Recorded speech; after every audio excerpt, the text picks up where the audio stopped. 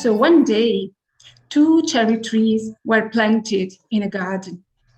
And sometime later, on the very same day, those cherry trees sprouted. And when they put out their first leaves, they started to look around. And when their eyes met, it was love at first sight. And so time passed, and the two cherry trees grew, and they became two beautiful cherry trees that in spring covered with lots and lots of pink flowers, while in summer they were loaded with the big and juicy red cherries that were even sweeter because each of them hid in itself a drop of that love. But unfortunately, the two cherry trees seem destined to love each other, but to be separate one from the other, because they end up being planted very far away one from the other, but far enough for them being unable to touch.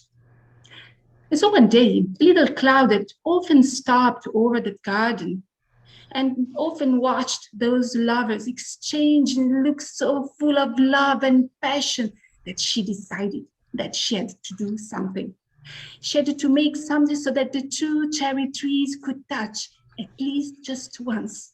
And so she started to shake and to blow. And she even cried to try and make the leaves of the cherry trees move so that maybe they got a bit closer. But her efforts were useless because indeed the leaves of the two cherry trees moved a little and maybe they got a bit closer, but not enough for them to touch. And so the little cloud thought to ask for help to the wind. And the wind started to blow so heavily that it caused a big storm that shook the two cherry trees from one side to the other. And as they bent to one side, they got a little bit closer, but not enough for them to touch. And so the wind thought to ask for help to the big mountain. And so the big mountain shrugged its shoulders and caused a terrible earthquake that lifted and turned the earth at the foot of the two cherry trees. So the two cherry trees bent one towards the other. And this time they got really close, but not enough for them to touch. And so for the rest of the days, the little cloud, the wind, and the big mountain mourned and cried for those two lovers that loved each other so much but couldn't touch. But what they didn't know was that deep down into the ground, where nobody could see them, the roots of those cherry trees had been tied and hugging since the very first day. Oh, that's lovely. I love short stories, and this one is a Zen one because that's my go-to for all when somebody tells me to tell you a little tiny story. Yeah. So this one is about I was researching it some time ago and I really enjoy it. So here goes. So one day there was an earthquake and it shook the Zen temple to everybody, everything. The entire temple began to collapse. And there were the people in the temple had to really work hard when it finally stopped shaking. When the earth stopped shaking, they were terrified.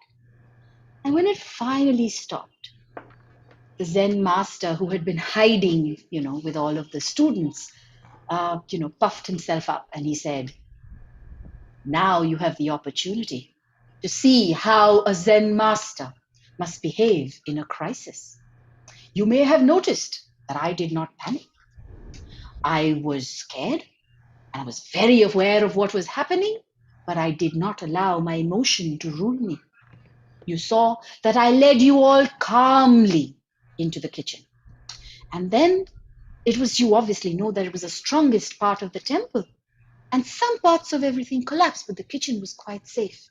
And you see, it was a good decision because I kept my head and we have all survived. And despite my self-control and composure, you will see that I was still a little bit tense. You might have noticed if you were observant, like you should have been. that I drank a large glass of water, something I would never do under ordinary circumstances. I would take sips of warm tea. And one of his students smiled, but they didn't say anything. Boy, what are you laughing about? Said the teacher. Master, that wasn't water. It was a large glass of soy sauce. Yeah. It's a very short story. A tribe of people was moving through the desert. They were moving during the night because it was too hot in the daytime to move. And it was a great advantage that there was no sun. But there was always a great disadvantage. They couldn't see any. It was really dark in the desert. There was no moon and no stars. So they definitely couldn't see where they stepped. So they moved very, very slowly. Suddenly, they started stumbling over some pebbles.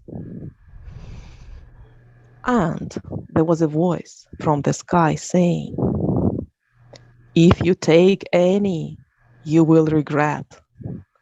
But if you don't take any, you will also regret."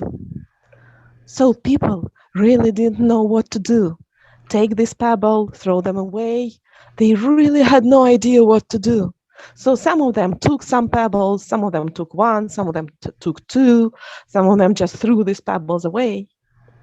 And when the sun rose, people saw in the daylight that these pebbles were diamonds.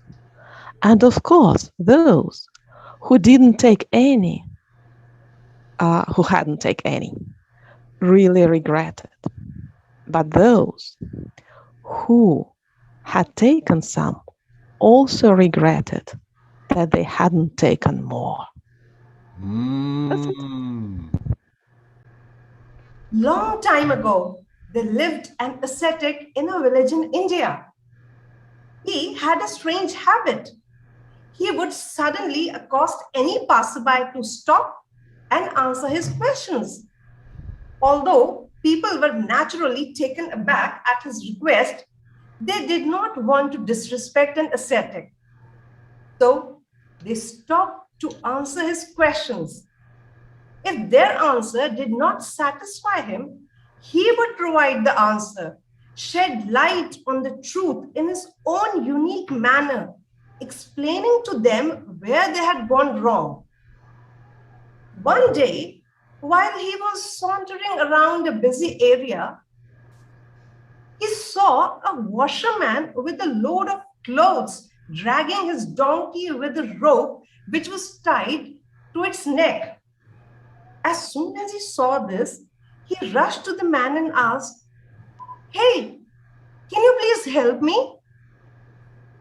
"Of course." The ascetic said, "Actually, I am a bit confused. I see you have the donkey tied to the opposite ends of the same rope. So I want to know who the master is. Are you the master of this donkey? Or is this donkey your master?" A few passerby also heard this question and, surprised by the query, stopped in their tracks and instantly glanced at the washerman and then at the donkey and were curious to hear his reply. Flustered for a moment by this strange question and the public attention it had drawn, the washerman quickly regained his composure and thought, "Oh, is he a mentally challenged man?" But since people were watching him intently, the washerman thought it would be better to reply in order to avoid further embarrassment. He said, "Can't you understand such a simple thing? I am the owner. You see that the donkey has the rope tied around its neck, and I am pulling it along with the other end of the rope in my hand. isn't it? Now, instead of replying, the ascetic silently stared at the washerman, then at the donkey, and the rope between them, observing closely for a few moments. Then, without warning, he cut the rope from the middle. No sooner was the rope cut, the donkey took to its heels with the washerman following it.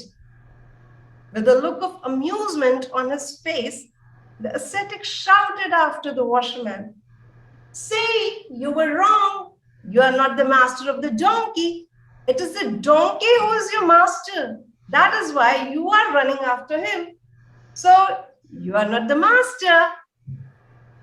Thank you.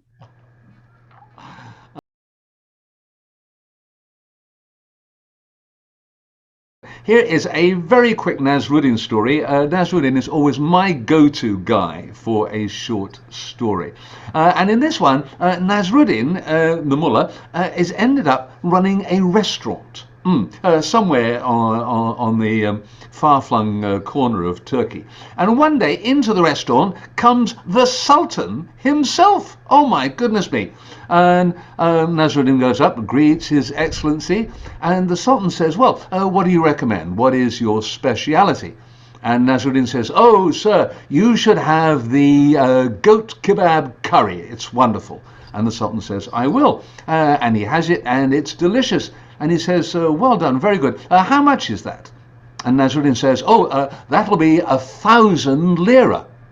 And the Sultan is shocked. 1,000 lira? 1,000 lira for a goat kebab curry, he said.